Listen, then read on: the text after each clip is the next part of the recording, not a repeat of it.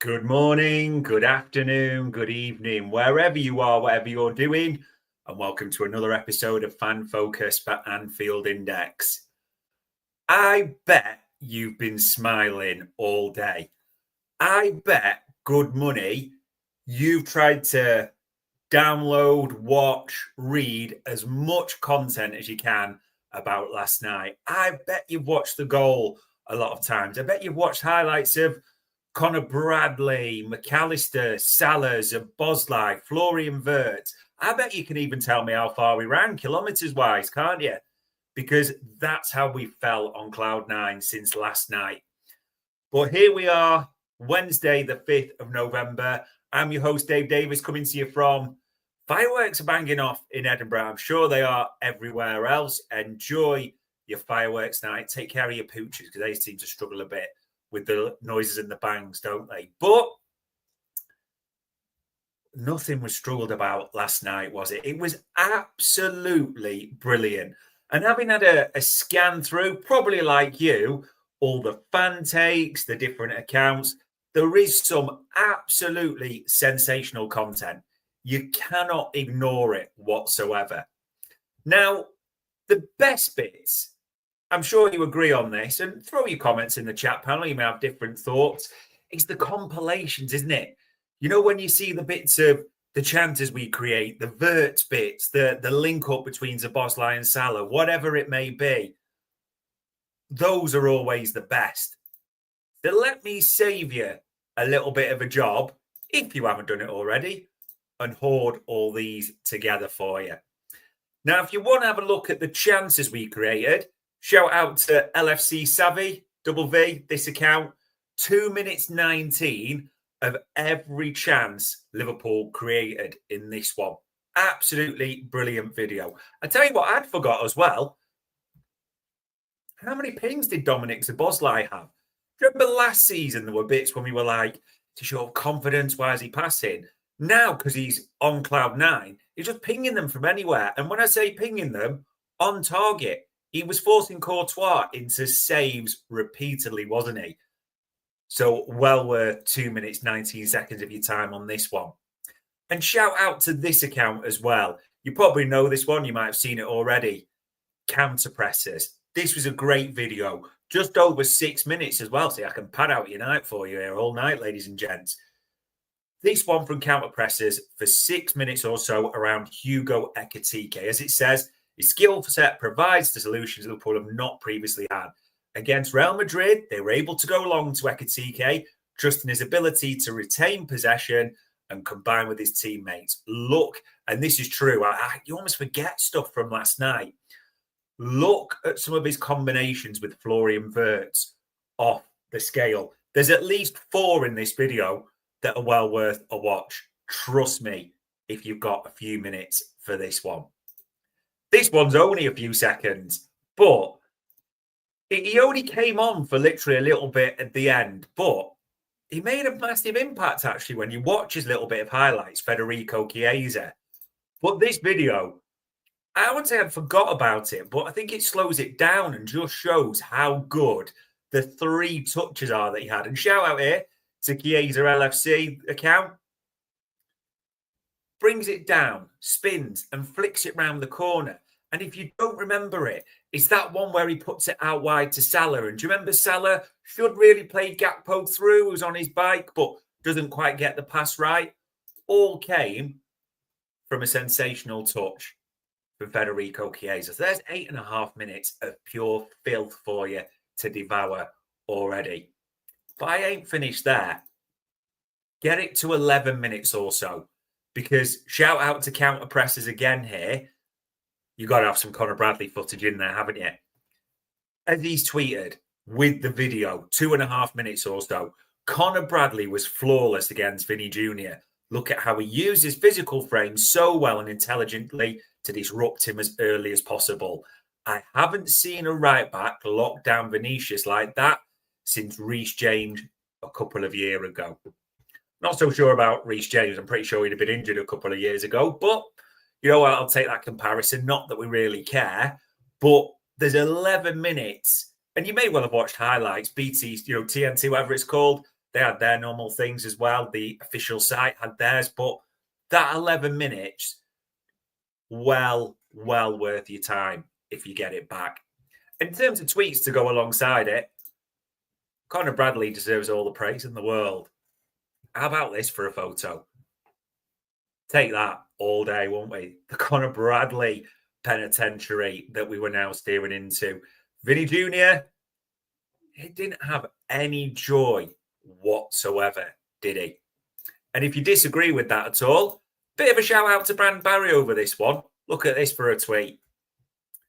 You've got to feel for Vinny Jr. there. He's probably been coated in training for months against Trent, thinking he's boss. Then he comes up against Conor Bradley, who put him in his place well and truly. Another shout out to Branberry for this, because all that time from when Trent tweeted it on May the 26th, I do like how Branberry harbours these grudges and just brings things up. That takes commitment on a serious level, to be fair. And last night he posted, now it is that fairy tale ending. Got booed. Nightmare for Real. Nightmare for him. An absolute dream for us. And the final Trent one, which I thought was funny. Yeah, it may disagree, but I did just like the comparison. Shout out to 22 Hater on this from that account. Just about Trent, because someone had tweeted he suits white more than he suits red. Clearly a Madrid fan account. The reply was, the way he's lost his aura with this move is hilarious. Dude just gives off Daryl Janmat vibes now. I'd forgot about Daryl Janmat. I think what do they say nowadays? A proper Barclays man. He was at Watford, wasn't he? When then played a 3-5-2. Always wore the headband and the armbands and different bits. I thought that was a good line myself. Now, we talked before about why I like doing this show, because fans give you the best take, the real insights, giving their opinions, educated as well, understand how the fan base thinks, how the fan base talks as well. It's great to see. But I can't stop saying this enough, because you just keep seeing it time after time. The national media are just so disconnected, ignorant, stupid, maybe all of the above on how they, position this Trent coverage. Maybe they're just doing it purposely. But in terms of Moran of the Week, that goes this time round to Oliver Brown at the Telegraph. I mean, look at that for ultimate out of touch. Liverpool fans look small-minded and parochial for booing Trent Alexander-Arnold. No, they don't. We all knew exactly why he got booed. We're in no doubts at all. Carragher, to be fair, summed it up quite well, didn't he? On CBS there at the same time. Just shows how out of touch the national media are with everything around this. They really are. And shout out to Tony, because he's put there, I'm glad Slot's calmed down on consistent player swapping and sticking to a core unit of players. Got to talk about that, Tony, as well. The core players, the shape, all that type of thing as well.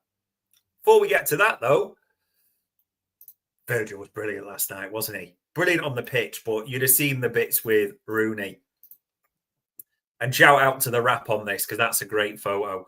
Because an account called, if I'm getting it right, Ronaldo Brown 98 said, Van Dijk couldn't even make eye contact this whole segment.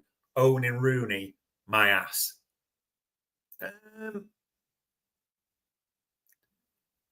Maybe, just maybe, Ronaldo Brown, you should think about the evidence that's in place before you make foolish comments like that. And in terms of sort of photos that Virgil was involved in as well, Steve Halliwell, you've probably seen him do, works for the club, does absolutely sensational work. For me, the best fan photo account, if you want to call it that. It's always absolutely brilliant. Wiz has his own company there. I'm not going to try and pronounce it. But if you don't follow Steve Halliwell, you've got to. Absolutely got to. His pictures and everything around that are absolutely sensational. So shout out to this one. Now up the Reds, 977 there, if I'm pronouncing it right, saying, did you see what Arsene Wenger said about Wirtz? What a sad, bitter old man. We are going to talk about Florian Wirtz and how that worked the other night and all the takes and our thoughts. And we'll start with Arsene Wenger very shortly. But just before we get to that, it is right to talk about the shape of the team last night with Florian Wirtz coming in on the left for Cody Gakpo. That was the only change, wasn't it, from the weekend, which I could show you 1,000 examples of fan accounts on this. Might be wrong, but I didn't see anyone going, oh, it's a shame Cody Gakpo's out. Pretty unanimous across the fan base. Now, that just where it jumps on me, that doesn't mean as people have tweeted and said, hold on, we use him in the right game, etc. But it was a popular decision, wasn't it? And the small adjustment in shape, which we will talk about as well. There's also, I bet you can quote some of these, some banging stats in place at the same time. And we'll start with a little bit of authorised Dominic Szoboszlai propaganda. Now, shout out to Jimmy. He'll know who he is, my Hungarian counterpart. Absolutely brilliant. If you don't follow him, Borbali #Imre, I'm probably pronouncing that, butchering that. My apologies, Jimmy. I just ain't fluent in Hungarian. But what did he tweet? He tweeted about Dominic Szoboszlai, sensational again. Look at this for some stats. 28 out of 33 passes, 85%. 5 shots with 4 on target. Worked Courtois overtime, didn't he? XG 0.54, XA 0.42. Got the assist for the free kick, didn't he? The set piece. 54 chances and created, 54 touches even, that'd be insane, wouldn't it? Created 3 chances and so active out of possession. Look at that for a heat map. Absolutely insane, isn't it? So shout out to Jimmy for that first bit of propaganda for Dominic Szoboszlai. The second bit, as much as he usually brings us stats, Sam Maguire there. This is a good article for Squawker. Could Dominic Szoboszlai be the best midfielder in the world right now? Now, Sam won't appreciate me saying this, but I can save you all a bit of time. Yes. You probably don't need to read the article to do that. But in his defence, it is a good one. And it does bring some stats, some bits about his varying position, and also the bit which I really liked, which I think you saw and we'll talk about in Shapes and Stats. A few clocked on this on their accounts. Szoboszlai, Wirtz, and Salah. We're seeing that link up between them as well, aren't we? Really good. And up the Reds 977 there saying, no disrespect to Cody, but he's a backup left wing at best. Yeah, I think people have seen the change on this, and we'll go a little bit into Florian Wirtz, but just sticking on a bit of Shapes and Stats. If we're going to talk Liverpool, we've got to talk the king, and we've got to give some props to the king. So there's a few here. So shout out to this account, FC Salah 11, with some hard stats. Mo Salah completed the most dribbles, 5, and won the most duels, 9, versus Real Madrid. Great performance without goals and assists. I thought he was brilliant. And it's weird as I'm saying this because I've seen other fan accounts saying Kerkez locked him up and, he was brilliant. I think both can be true. I thought Kerkez had a very good game. He impressed me, to be fair, but we saw Salah put him on his arse a few times as well. Sometimes it can be even, can't it? And in fact, when I say even, he did Kerkez at the end. Remember that one where he puts it across a bit of a Travella and Gakpo gets onto it, but hits it straight at Courtois, who was just annoying as normal, wasn't he? So, yeah, you've got to get some Egyptian king prop in there. And speaking of more Egyptian king propaganda, of course, there's various nerds, but at Anfield Index, we wheel them out like prize marrows at a country fair. So when Eddie and Gags want our nerds, you call on the assortment, don't you, on your patch? You ask a Barts, you ask a Kennett to bring out the best nerdy stats. And I'm saying this with the greatest respect because they've got some good stuff, to be fair. But look at this from Dan on his Blue Sky. Shout out to Mr. Kennett here. Mo Salah completed more dribbles, so 5, against Aston Villa than the rest of his 25-26 season combined. That's insane, isn't it? And last night, 5 more, as he says, against Real Madrid. So 10 in 2 games, which actually matches his previous dribble total from the previous 20 games.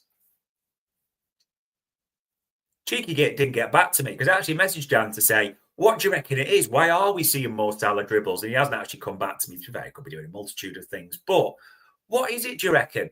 Is he being instructed to do it more? Is he more confident? Has something changed? But it's a pretty stark stat, that, isn't it? It's a standout one. That in his last 2 games, dribbles-wise, he's matched his previous 20. I don't know. Maybe it's as simple as the fact that we're getting Mo Salah on the ball more and we're letting Mo Salah do his thing. But he has just been on it for the last 2 games. So a little bit more propaganda for shapes and stats. Now, shout out when we're talking about the shape. I know you'll be aware of this account.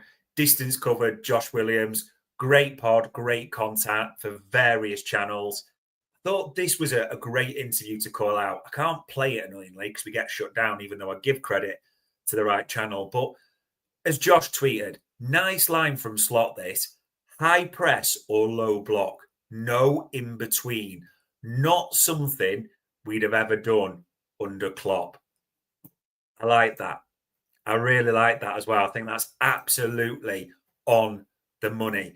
And it's a great snippet. So it's on Josh's account. It's on a few places if you want to watch it. But it's Arne Slot saying the one thing we couldn't do is say, just allow the likes of Vinicius and Mbappe with the pace they can generate to get like a juggernaut head up of steam. It had to be one or the other. It had to be the high press or the low block. It couldn't be in between.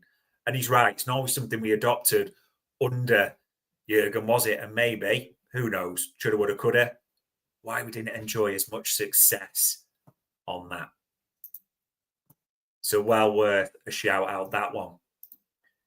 He can be annoying at times, but this I thought was bang on the money from Sam Maguire as well, this tweet, with some great photos here.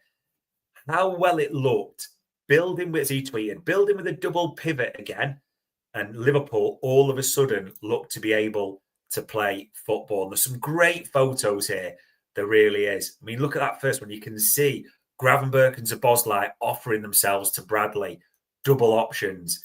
Even on this one, as you see it, as it moves, a double pivot there as well, McAllister dropping in. That was crucial last night, wasn't it? I think at times we've seen it this season, it's not always worked. It's just been Gravenberch in there and 2 ahead, as a few have commented. Just the options there for Virgil, for Konate, who, I'm not saying they ignored each other, but it was quite distinct, the lack of a passing chain between them last night as well, which we'll talk about.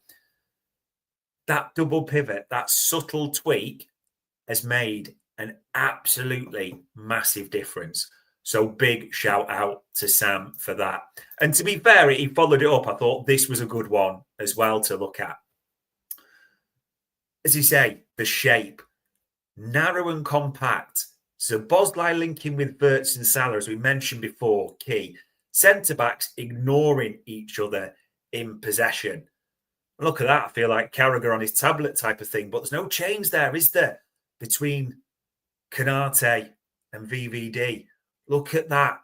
Szoboszlai linking it between Ekitike. Strong there with Wirtz as well. Salah and Wirtz. Look at that coming right inside. We will, of course, talk about Florian Wirtz very shortly. But the shape was absolutely fascinating, the way they did it last night as well. So much to like. Shout out to this one as well. And I never thought I'd utter these initials or words. It's quite clear who this account supports. But as it says there, HTOMUFSC. We'll ignore that bit. But a tactical analyst for We Are the Overlap. This was, I thought, and quite a few have retweeted this. I like this as well. This is why Szoboszlai is so crucial to the press for Liverpool. 4-4-2 or 4-2-3-1 press, keeping Salah higher than Wirtz. And I love the way we've got visuals. He breaks down the sequence, as he said. Szoboszlai covers Tchouaméni. The back pass is the trigger for Salah to move. Szoboszlai then steps onto the centre-back. Salah cuts off the pass to Kerkez, and there's a squeeze, as it says, locking off on the byline. I mean, these are genuinely great photos. You can see how high up Szoboszlai is, but as it moves, look at Mo make the move. That's a bit annoying. It feels like, what's that one? Catchphrase, where it's not quite showing the full photo. You bugger display that. But anyway, hopefully that'll pop up for you in a second. But just in case you can't see it or you haven't seen it, HTO MUFC, fair play. There's some cracking stills in there. And I think you saw that, didn't you, throughout this? Genuinely, some brilliant bits of the shape, the way we were in possession, the way we were out of possession. But ultimately, for this next bit, which I think has been a real theme for today, when you've read people or seen social media, and just the direction of travel for Liverpool fans, Wirtz over Gakpo now. I put unanimous there, question mark. It's starting to feel that way a little bit.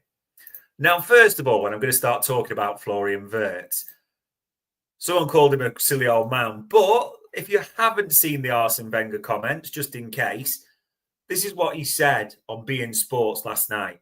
When Wirtz had the choice between going to Bayern Munich or to Liverpool, he said to Liverpool, I will come if you play me number 10. I do not want to play wide. Liverpool said to him, okay. So they started him and they destroyed their midfield because their midfield was Gravenberch, McAllister and Szoboszlai. And to play Wirtz, they took Szoboszlai out. What have they done against Aston Villa? They came back to their normal midfield of last year. Tonight, against Real Madrid, they played Wirtz. I'm sure the manager has said, if you want to play again, you have to play wide because I do not want to disturb the midfield. Now, I might get a bit sick of this because the direction of fan travel, if you have a quick read of the comments, tends to be a bit of a battering. And some people say he's over-exaggerating. In Arsene Wenger's defence, what have we got on record? We've got on record Florian Wirtz doing that interview for Kicker where he talked about, being a number 10. That's what Arne Slot talked about to him. So that, that's factual. So I can bring that into mix. The rest might be a bit of a jump. We've obviously no idea what's been discussed at all. But also Arsene Wenger's a bit of an old man, so I don't want to be too harsh upon him. But who really cares, for me, where he plays? If he plays like that and the left is his position, so be it. And it's one I actually talked to David Linshot on Media Matters about today. So let me just play you this clip around it because he also did an article on Florian Wirtz, but I'm in a vortex now watching myself. But just have a little listen to this bit around the Wenger Florian Wirtz situation. Wirtz can kind of drift in and make it a box midfield to make it easier to kind of fire passes around and get through. He's really, really good at winning second balls as well, if you allow him to do it in certain areas. Because, when he's been in that number 10, he's been kind of stationed up the pitch, I think, an awful lot. Yeah. And kind of really, really pushed out of it. Whereas, when you get him in that left, he kind of can naturally come into deeper positions, not just to exchange passes, but also, like I say, those second balls. I think he makes 6 recoveries last night as well because he's just working down that side. Brilliant. And he's got brilliant work rate. And so, like I say, I just think it makes the team as a whole absolutely better and solves issues that they've had in build-up and kind of second balls around midfield. But also from the individual perspective, he's just operating in the spaces that he did for Bayer Leverkusen, and that is where he's played his best football career. And so it makes sense to put him there. So, he creates 5 chances last night, more than any other player who plays in the game. And then can't really argue with any of that, to be fair. I really can't. It makes all the sense in the world, doesn't it? Arne Slot said before the game about Florian Wirtz, as a few people clocked, that he will, his pre-match with Amazon, wasn't it? That he will be left wing. But he wasn't really. He was kind of a cheat left winger. That was his position officially, but often tucked inside. And at times given the freedom, as we saw, which, let's be honest, he used to big effect. Some interesting reviews, though, or tweets around this. It's just worth showing a few. So shout again, Josh Williams was asked about this. What did he think of Wirtz on the left? So he said, not a fan in the long term, but it's probably his best way into the team right now without the whole thing falling to pieces, which can sound strong, but it's pretty true, to be honest, from what we've seen. And was asked naturally a good question. How come you're not a fan? Playing as a wide player for Slot usually consists of standing on the touchline and waiting for the ball. That's not just Wirtz. He does the opposite. I agree with that. That's been a large part of what we've expected from Slot's wingers, haven't we? You know, the wide players creating the width, almost waiting for the ball there. So I thought that was fair. However, and it's all opinions, isn't it? I think we saw a real adjustment in the shape, as we're saying, in the way we're setting up. And it was to real benefit. So does this cause Arne Slot a bit of a rethink? You do wonder, because as we're saying there, it's pretty unanimous in this fan base right now. Wirtz over Gakpo. They might get the odd dissenters, but they ain't showing in the chat panel just yet. And we talked about this with David Lynch, a good article worth reading. When he's allowed to operate in the spaces, he's a world-class talent. There's no doubt about that. He created more chances and covered more ground than any other player. And I bet you've seen that graphic, haven't you? I bet you've seen that graphic. See if you can remember without me putting it on screen. I'll pop it on the screen anyway. That magic number. What distance did Florian Wirtz cover last night? An insane amount. There it is. 11.37k. Szoboszlai was all over the place. And he got 10.61. So the distance there, absolutely insane. Brilliant, wasn't it? And shout out to, again, Sam Maguire for this. This is where, you know, you get difference of opinion, but I'm liking everything I'm seeing. As he said there, Wirtz on the left was everything I thought it would be when he signed. Created the most chances, completed all of his dribbles, and put in a serious graft out of possession. We saw it, didn't we, in the first 10 minutes, wasn't it? On the 10-minute mark. Do you remember that? Where he's in the corner and nicked it. Created a chance for McAllister, who pushed it over. I mean, you look at that heat map as well. Yes, it is largely down the left, but he was given freedom. And do you remember that one where he slipped in Szoboszlai, running from there and crossing it, and Courtois saves it point blank? It just worked so well, didn't it? I think it, to the fan base, to a person, is literally thinking like, what's bad about this? I'm not seeing anything negative. But it's all opinions. Funny there from Evan McGann, saying Slot's favourite moment last night must have been when Gakpo did slip in Chiesa for a one-on-one chance late on. Should have done that, shouldn't he? A Midnight Toker there as well, saying, I'll eat my shoes if Wirtz doesn't succeed. More performances like that, we will all be ecstatic. So that was one of the big things that was sort of flowing online, let's call it that. Probably the dominant player topic, Wirtz over Gakpo. I think it is pretty unanimous. The second one to talk about when you see the different bits is Robbo over Kerkez. Not a question mark there, unanimous, because it's not been the best of times for Milos since he's come, and he struggled, and we've seen 2 clean sheets in a row. And people are just starting to, you know, think about, you know, what is the best team. Now, shout out to Moby for this one, because he put 2 clean sheets in a row. Can't stress how important that is.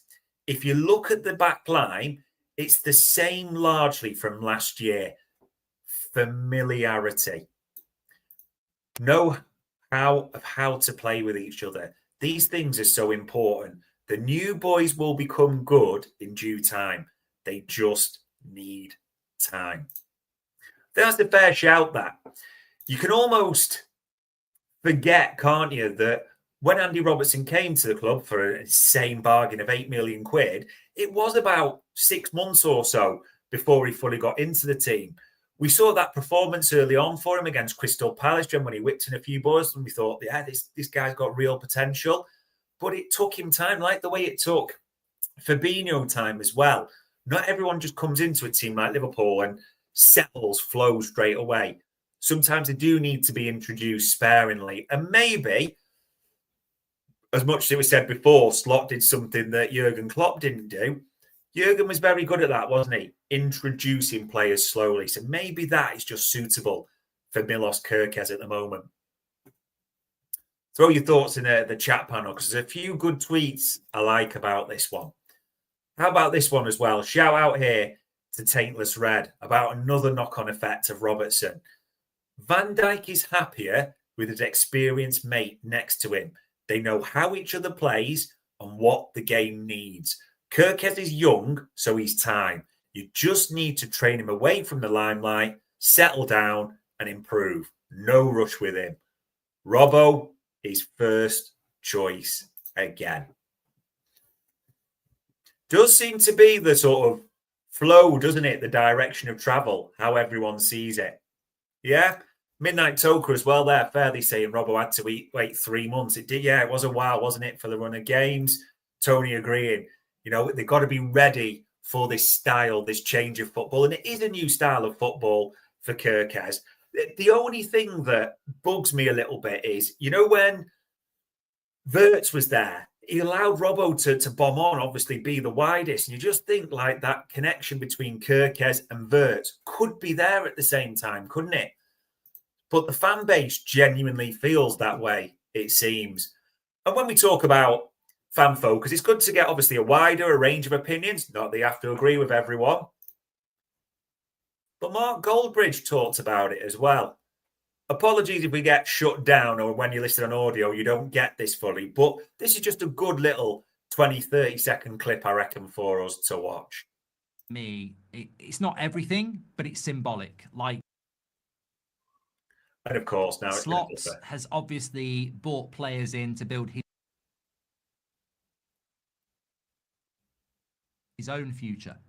And it's... We'll stack that off then.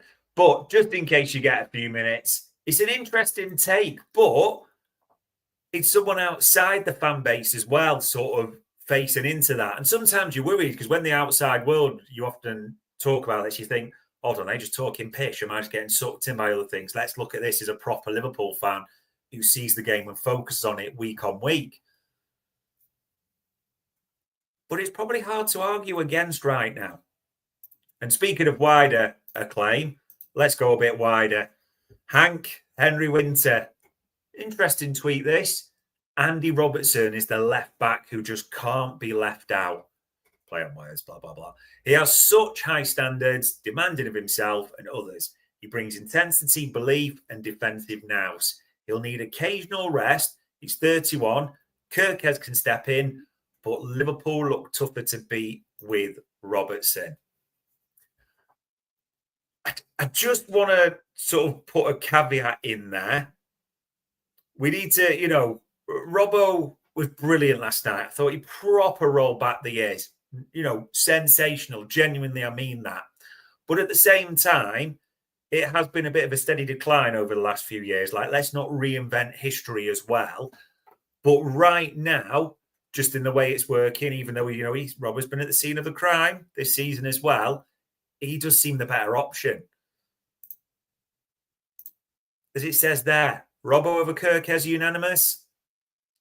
For now, it seems to be the case, doesn't it? Then again, remember, Kerkez will start on Sunday, but we'll talk about Sunday very shortly. In terms of other stuff we're interested as fans, a little bit of transfer or contract talk coming up in the last 24 hours or so. And probably news that was interesting. And you may be thinking, why am I showing a Bayern Munich player currently who's a French international who might be going to Real Madrid on a free? It says breaking there, doesn't it? Real Madrid close to agreement with Dayat Upamecano. The reason I'm showing that is the same article says that Real Madrid have turned their attention from Ibu to Upamecano, which is interesting because naturally when you first saw that headline, if you'd seen it, you might think, hold on, what does that mean for us, for our contract renewal? Because the articles also mention that there is still that Liverpool renewal on the table. can't pretend I'm confident. And what it's also important to know, and people will jump on this, so I'll tell you the source. But Mercato, you make your judgments on that. I bet you already have. Saying that PSG are in for Ribu. And it wouldn't surprise you, would it, at all? Paris boy, playing about to play for France in the World Cup. It does seem like a little bit of a dream for him that way. Although I know people also jumped on the footage because there was talk about a contract, and Indy tweeted it, didn't it, that a new offer has been made. So people jumped on that yesterday. But I'll tell you what else other people jumped on. Another Indy tweet, which was out at 10 o'clock this morning. Bet you saw this, didn't you? According to sources, super agent Jorge Mendes has met 2 English clubs in the last few weeks. We understand Liverpool is one of them. The subject was Kenan Yildiz. The deal can only happen if one of Liverpool's high earners are to leave in the summer. No idea how much truth in this, naturally. It's definitely not happening in January, is it? Absolutely no chance of that. But he is a talent. 20 years old, 2-footed, plays a multitude of positions across the front line. In fact, a description of what Liverpool were linked with a lot this summer, or looking for, wasn't it? It's the names like Malik Fofana and others were bandied around at the same time. Started this season well. 3 goals, 4 assists in all competitions for Juventus as well. So he's playing at, Serie A, Champions League. And when on his successful take-ons in the 89th percentile. Shot creating actions, nearly 5 a game in the 86th percentile. Now, if you watch the player, he's not a speed merchant of a winger. He's a tricky, clever customer, you would say. 2-footed, skills and dribbles. That's what he's about. But he does beat his man, and he does make things happen. As in, shot creating actions, nearly 5 a game, is pretty damn good. It ain't happening in January. We'll see if anything develops later on, eh? And obviously, the only other things to call out, bugger me, 2 wins in a row is brilliant. Doesn't get any easier, though, does it? The Etihad on Sunday. The Cyborg. And it doesn't get any easier, but shout out to Rory Greenfield for this tweet. I like this as well. It's just a true reflection, I think, of a lot of people have felt recently. Football can do funny things to you. A couple of weeks ago, I generally thought we'd not recover this season. 2 weeks later, and I'm on cloud 9 and thinking of how we can mount a challenge. And I get it. Football, before anyone sort of jumps on that, football causes extreme emotions, doesn't it? And makes you think about different things. So I know exactly where Rory's coming from. He's exactly spot on at the same time as well. Thought that was brilliant. And then the final one, which ahead of City. Shout out to Rory again for this one. I thought this is a good one. Consistency is vital at Liverpool in terms of tactics, but also individual performances. Raising your game against the best is great, but they have to maintain this level against all opponents. This is how we'll close the gap in the Premier League, or at least not widen it. And that's what we want to see in this one. Consistency as we go to the Etihad. We probably, if you're honest, you want to see the same shape. Do you want to see the same personnel? I think I do. Do I believe Arne Slot will keep that? I'm not so convinced. I think as much as it was unanimous in the fan base about Cody Gakpo, I think he's coming back in. I just get that suspicion. I want to be wrong on this, by the way. I would love to be wrong. We'll see, eh? But some great tweets, some great content, some great videos. Shout out to all those fan accounts who played a part in that. I'm enjoying doing this, people. I'm enjoying you throwing in your chats and your comments. So thank you for that. Thank you for all the views. Thank you to the good fan accounts as well who shot these in the fan base as well, and for us all to see. on various social media. Make it fun for us all, eh? But on Wednesday, the 5th of November, around 24 hours after a famous night at Anfield, that was another fan focus for Anfield Index.